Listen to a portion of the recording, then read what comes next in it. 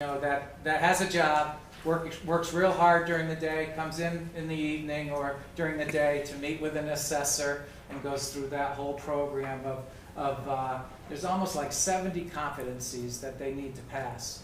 And we just recently, by the mid-year, I had a mid-year ceremony for the first time for adult ed, and two of our graduates were from the NEDP program, and we have a third one coming real quickly. So we're quite pleased with the progress of this program, as last year we did not have any graduates in NEDP. This is just talk a little bit about the community programs, workshops that we offer. Here is our volume from American Job Center, Department of Labor, that we do offer that one-to-one career coaching. And the date, February 18th, actually was a full class. We had 12 to 15 adults that came to that. And again, it's looking at job search assistance and things of that nature. The next one is March 17th, and I've just signed about 20 letters that are going out to individuals to try to get them to come to this, that they could use the counseling. Here's our spring catalog for continuing ed.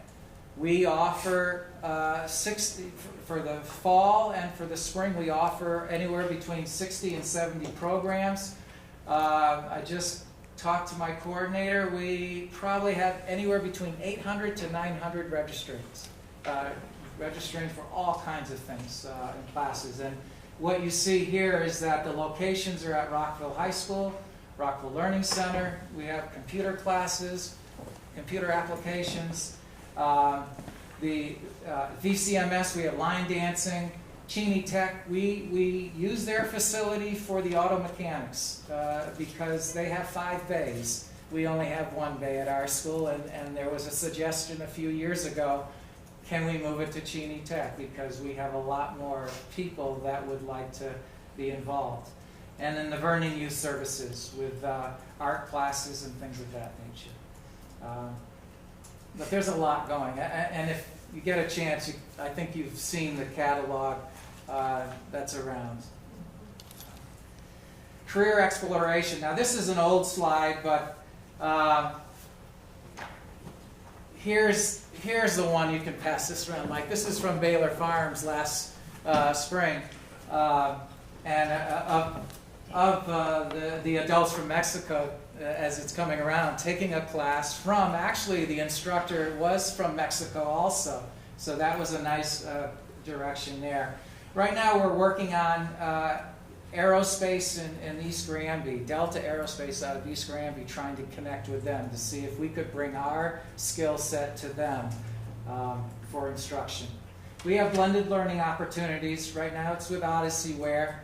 We are investigating. I know that Rockville High School uses Edgenuity, and it's something that we've been pretty pleased with.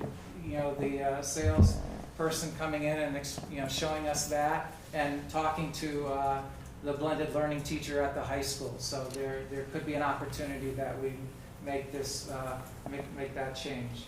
And then we have our CTDLC, the distance learning from the state side, which those come free to us, and we have about 12 students who participate in our distance learning classes. And right now the success rate is that we have, it's 85, actually it's 87.5% success right now. It went up from 70% from last year. And right here, this number 137, and I believe it's 227, that was at the end of January. That's changed. That number should be 146 of the number of total. This is Vernon only, not any of the other communities that we serve. And I want to say 241 for enrollment. Those numbers, the way they keep moving, we'll project to go past what was a high here of 157 and 298 back in 2012 and 13. So I'm real pleased in the direction and way that our adult program is moving, where we are getting more students and the enrollments are higher, they're taking more classes, they're coming back, We went to a trimester for Vernon area programs this year, and we're finding that that is connecting to get those students into enrolling and not waiting another 3 or 4 months before the next semester comes along. So I'm real pleased in what's happening in adult ed. ESL is however, our largest numbers. That is gone, looking at the enrollment totals right now, 73 students, 104 enrollments in Vernon. That has gone by the total number from all the way, because our numbers end in July. We're already there, and we're going to get more. So we're seeing more and more supports that are out there for those students. This slide is just that I want you to know that this is a new number now. Our offices used to be here. We are now at the high school. My office is at the high school. All our support's there. Makes it where we're all together as coordinators, and we have a conference room, a nice sized conference room that we use for PD and things of that nature. So it was a very nice move. I brought these 2 books. I won't need to pass these out, but this was the sample of our text for citizenship, civics, and literacy. And imagine, this is what our GED students have to get through. Now, do they get through all of this? No. But we are going through college and career readiness standards that we are working to try to align the standards with the different kinds of works that are in this book. And supposedly the GED test is aligned with the college and career readiness standards as well. But as you can see, it's a lot of work that these adult ed students have to go through. So, but I hope it wasn't too quick, but it was concise. As you can see, we could talk probably for an hour or more on adult ed and what we offer to our region. Any questions? I have a comment at first. You give the adults a lot of support, and thank you for that. I'm so impressed with this program. I was wondering, with homeschoolers, do they have to come and take the GED, the adult ed test through our system? I don't know. So homeschool students have refused services from the district, so they don't come in to us. So they would get their diploma through their own accreditation, and most of them are online these days. Right. Oh, I didn't know that. I mean, they can still come and take the GED, but Right. Do they? I don't see, I mean, this is my first year and I haven't seen any yet. Students. Well, I'm impressed, and thank you for the good work. Thank you very much. so if I can just make a comment, I was visiting the Rockville Learning Center with Mr. Phelps, and we walked in on the first day of the ESL class, and I wanted to go in, but they were doing their assessment. It was packed, 25 desks, 25 students. It was great to see. I think we've discussed about adding another one because there's a beginner and an advanced, but we may need an intermediate. But it's good to see that there are adults who are lifelong learners who are taking advantage of it, especially with English as a second language and the citizenship test. I mean, $680 is a lot of money for a citizenship test and not to make it. So I think the adult ed program is a source of strength for us here in Vernon, and we should be proud of that. So we've done a nice job. Thank you. Does anybody else have any questions? I have one question. Sure. The credit diploma program said they needed 21.5 credits. Yes. Our regular high schoolers, don't they need more than 21.5 credits now? Yes. Okay. Yeah. So they just don't make it equivalent to. Right. In fact, I mean, yeah, we offer a credit and a half more than what they require, which is 20 credits. Okay, well, thank you very much, Steve. Appreciate it. Thank you. Keep up the And good work. again, my door is open. I'd love to see you. We can chat and even expand it further. Thank you. Nice Great job. to see your enthusiasm too for the children. I appreciate it.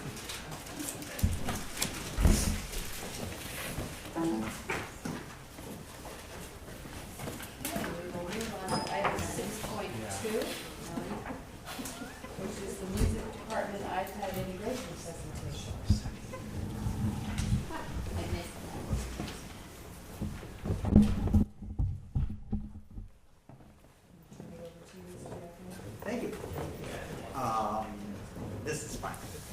is Michael Yakinen. I'm the new teacher here at Vernon Schools under the able leadership of Andy Rocket. I'm at the high school where I teach choirs, Broadway class, AP music theory. We do a team taught art music class, and in my spare time we're a K-6 music coordinator, and we're working on a little show called Grease. And in a couple of months you're going to get a form. I always make sure that the board members in the central office have 2 complimentary tickets. Please come. In my past school, we always sold out. I've had 24 straight sellouts. I don't know that we'll do that this year because it's got a big auditorium, but eventually we will. You know, if you do something well enough, people come. And kids are excited. We had a rehearsal today on stage. They were terrific, so I'm going to be real proud. I'm here to talk about iPad integration. In the fall, I had a meeting with Mike Caro, and he found us some resources to add iPads to what we do at VCMS. Of course, in the past, we've taught instruments, we've studied composers, we've learned about notes, but now we have the iPad, and it's kind of exciting what they're doing. So this is, in a way, a thank you and also a demonstration of what the kids are doing. Under the old national standards, typically in general music classes, we would play an instrument, teach rhythm, dancing, music careers. We still have some of that, but that's only recreating music. And the new national standards are very much creation, music composition, which is difficult to do with younger students, but not with the iPad, and this is how we do it. The class is called Soundtrack Creation Class, and there are 3 projects that they've done so far, and I'm going to show you some examples. The first one's called the Name Composition, the second one is Spooky Script Assignment, and the last one, which they're working on now, is Character Theme Project. Here are some of the students in action with the iPads. They work together. I think we bought 14, so they work in pairs of 2, and that's on purpose so they can help each other. They are very into it. Ownership, tenacity, the kinds of things that we're trying to instill in them in other classes. So the name composition, essentially they record their name and then they modulate it by making it higher or lower, faster, slower. They add a bass track and they have a drum track. So this is Jada and Mashia's project. After they finish, then they present it to the class. Jada, Mashia. Jada, Mashia.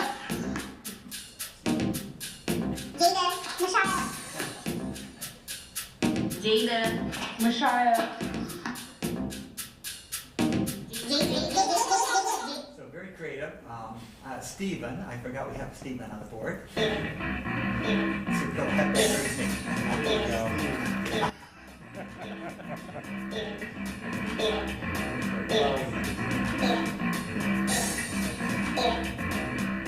Very creative. And I think I like this last one the best. I've always been partial to names that start with the letter Y. Yas, Mary. But it's pretty cool.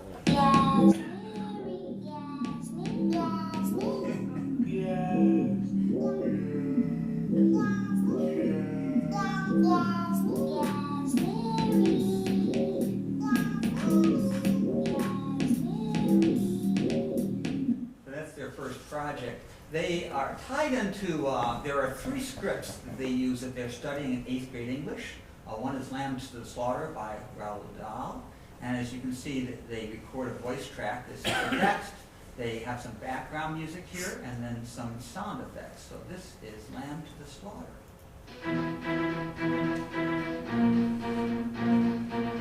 At that point, Mary Maloney simply walked up behind him and without any pause, she swung the big frozen leg of lamb high in the air and brought it down as hard as she could on the back of his head.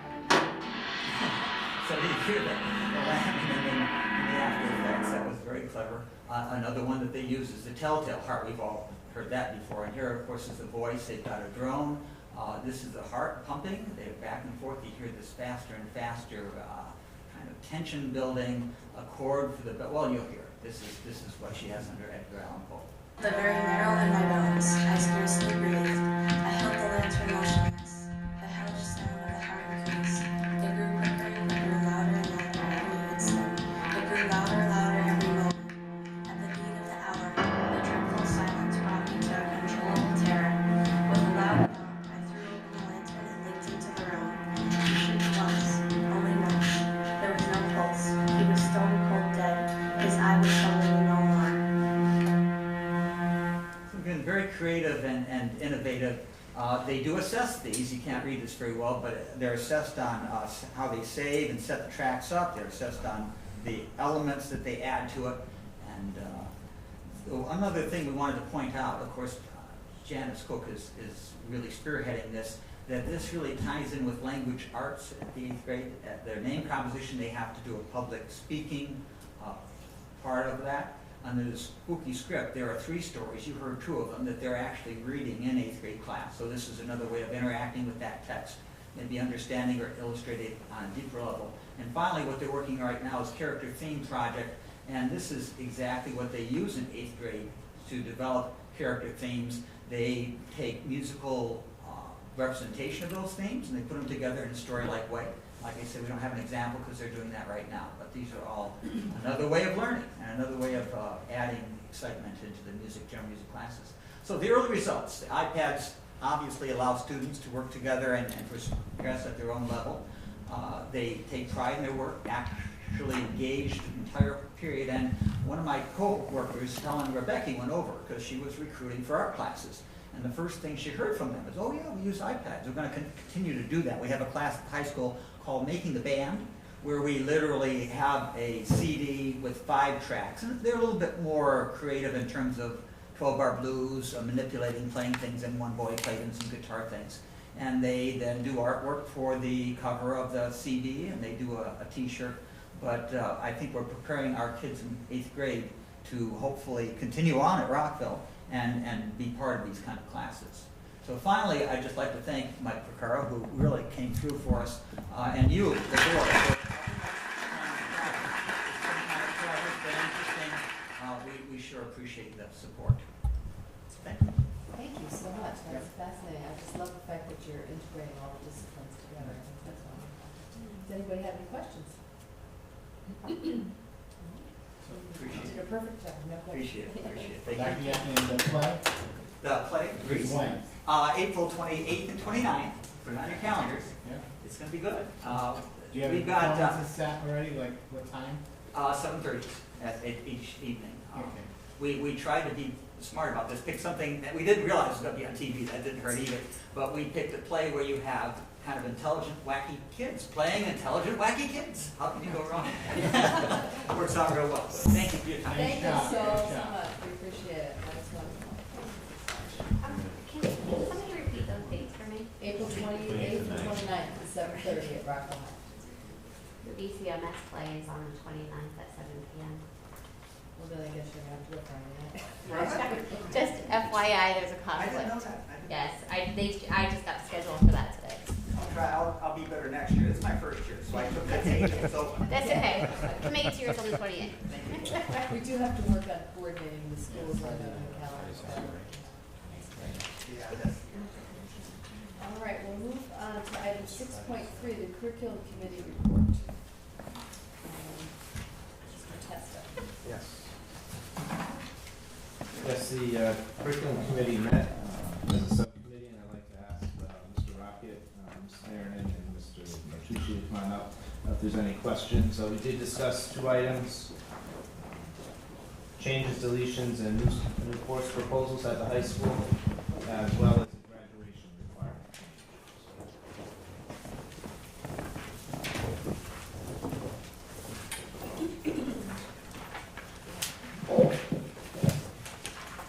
If you just wanted to give a quick recap summary of our discussion.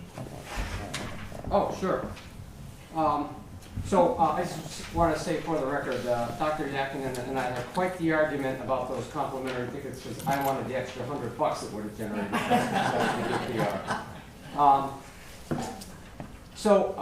as I told the curriculum committee, this is really in the context of your high school leaders, especially department leaders, being activist in nature and that they continually revise their approaches. We understand that we're in competition with many other schools for students. And to do that, we have to continually look at ourselves and revise what we offer. Among the changes here are various course names, which are really formalistic. Several big ones, the Writing Center, which is a fabulous opportunity with us partnering with UConn, and especially the graduation requirements, which I'll let Kim and Chuck talk to you about. In Kim and Chuck, I've already told you this, you have among the best department chairs in the state. I've run across none better. The district's very fortunate to have them. So I'll turn it over to Kim first, and then she can give it to Chuck. Good evening. In front of you should be a list of, I believe, 6 name changes. Most of those name changes came about through discussion just to make more clear the title of what took place in the class. Most of them were very simple changes that took place. The new course proposals, one is the Writing Center, one is the Stagecraft through Technology Education, and then Mr. Martucci will speak to his business and math concepts through sports, as well as the CCE through career explorations. Okay, well, the first course kind of came out of just observations in my classes with my kids.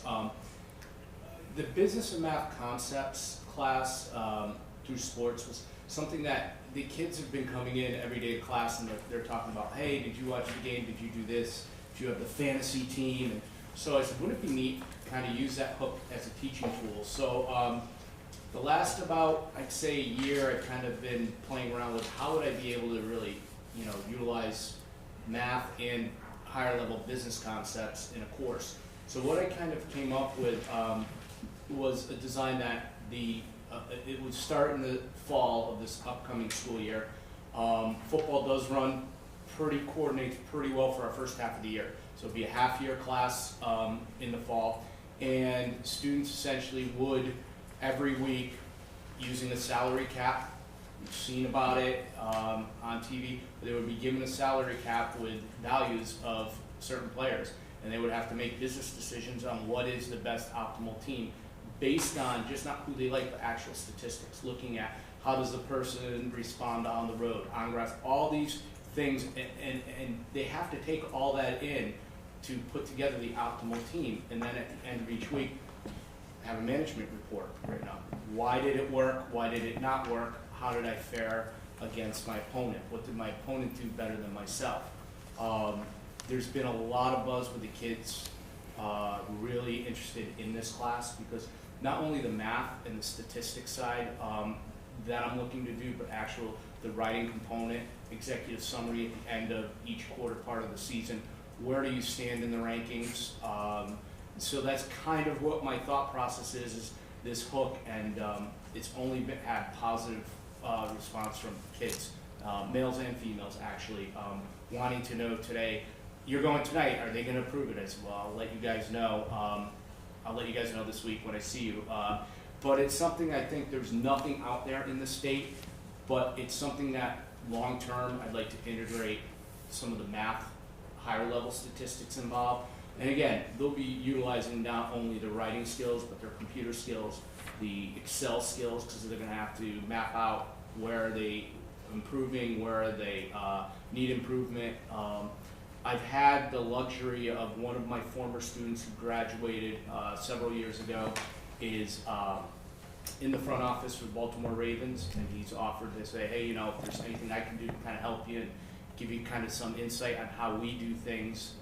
Dave Goldslaw has been, you know, more than willing to say, you know, just through email and stuff, he's got some downtime, usually around right before the draft and after the draft, and then it gets busy. But I mentioned to him my idea, and he thought that was a phenomenal idea. He goes, he's never heard of anything that has been approached that way to kind of hook a kid into something they really like, but still learning. And so that's kind of that proposal. And then the other one is the quarter exploration careers. That kind of ties into our graduation requirement. We wanted to revisit the quarter class was real, or quarter semester, excuse me, exploration and careers was just that. We're hoping it would be tailored to each student's needs, students who want to graduate and go on to college, students who may not be going to college but want to be gainfully employed. Different aspects that my department, I'm very lucky, we all have a business background. My background's in accounting and finance, and I have an advanced degree in management. Paul Smith is in management as well, Dave Giudidian in marketing. So we all have that kind of that career business experience that we want to kind of bring to the kids and just say, you know, if you're not going to college, maybe you should be going to MCC or community college, just so you keep in that loop of taking classes, because once you get away from it, it's harder for you to go back. We all say, oh, we'll go back in 5 years, and it just a lot of times doesn't happen. So our goal is to get the kids the skills they need, whether they're going to college or not. Basic skills, resume writing, how to look at what it is that you want to do with your life. do you want to be a teacher? Even seniors will say, I'm going to be a teacher, and I'll say to them, where is it that you want to teach? Oh, Connecticut. Where is it you want to go to undergraduate? Florida. Well, there's a disconnect because of where you're going to get certified, and I've seen these things throughout the last several years of thinking where you want to end up and where you're going to get that development. So that kind of really came out of looking to condense our full year computer requirement to a half year, because what we've been doing is vertically aligning with our middle school staff what the kids are learning, and they're coming in with a stronger foundation that we thought, you know, this was really a good opportunity to kind of pull out the career section as a separate exploratory for the kids, condense and make more challenging, rigorous applications-based course that would prepare the kids not only for high school, but give them the skills out of high school that they need if they're going to want to be gainfully employed. And then, to me, the most logical step was to put in the other half a required financial literacy course, a personal finance class. Just because of the debt and what students are now facing coming out of college, but not only college, just real life when they graduate. You know, I have my two oldest moved out, and now he's back home. So he'll be the first to say, I wish I had this type of class. And today was a perfect example. You know, his truck didn't start the last 3 weeks. We had a battery done, a starter, and it was something with a fuel pump leaking into the wires. So of course we did help him out, but these are the things you need to think about and plan for. And students don't realize those things, and just the financial literacy of debt, protection, consumer law. It's not just gonna be about that, but it's gonna be what are their rights, what are they protected about. Talking about bankruptcy, you take out a student loan. It is not, you can't discharge a student loan. You know, if you do just say I'm gonna walk away from my house, that foreclosure will always be there with you. So it's just getting them to think financially literate. So that's where the second half, the new requirement came in for our, you know, within the school.